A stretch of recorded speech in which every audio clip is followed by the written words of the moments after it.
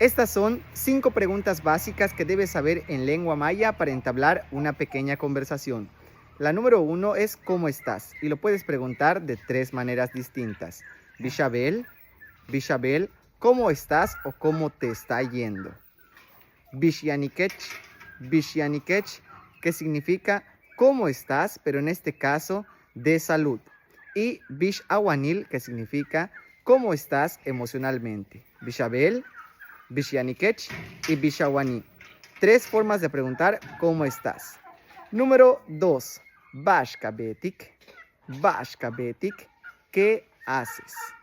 Número 3. Bashkawalik. Bashkawalik. ¿Qué dices o qué cuentas? Pregunta número 4. Haip el hap yantech. Haip el hap yantech, que significa ¿cuántos años tienes? Y la pregunta número 5 es Tush akahal, ¿de dónde eres? Y estas fueron 5 preguntas básicas que te ayudarán para entablar una pequeña conversación en lengua maya.